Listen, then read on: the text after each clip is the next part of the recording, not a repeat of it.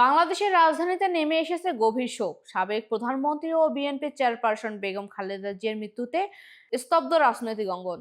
মঙ্গলবার ভোরে রাজধানীর একটি বেসরকারি হাসপাতালে চিকিৎসাধীন অবস্থায় তিনি শেষ নিঃশ্বাস ত্যাগ করেন। তার প্রয়াণে দলমত নির্বিশেষে সর্বস্তরের মানুষের মধ্যে শোকের আবহ বিরাজ করছে।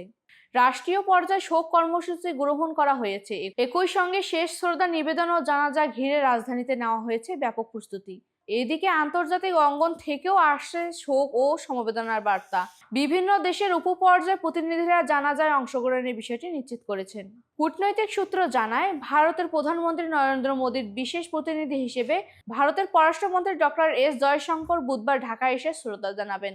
এছাড়া ভুটানের পররাষ্ট্রমন্ত্রী ডিএন ধুঙ্গিয়েল এবং মালদ্বীপের রাষ্ট্রপতি বিশেষ দূত হিসেবে দেশটির উচ্চশিক্ষা, শ্রম ও দক্ষতা উন্নয়ন বিষয়ক মন্ত্রী ডক্টর আলী হায়দার আহমেদ জানাজায় অংশ নিতে ঢাকায় পৌঁছাবেন।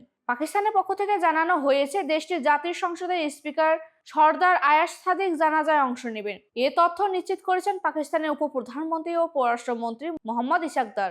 এছাড়া শোক জানাতে ঢাকায় আসছেন নেপালের পররাষ্ট্রমন্ত্রী পালানন্দা শর্মা এবং শ্রীলঙ্কার পররাষ্ট্রমন্ত্রী ভিজিতা হেরাত। তাদের আগমন সূচি বুধবার দুপুর নাগাদ নির্ধারিত হয়েছে।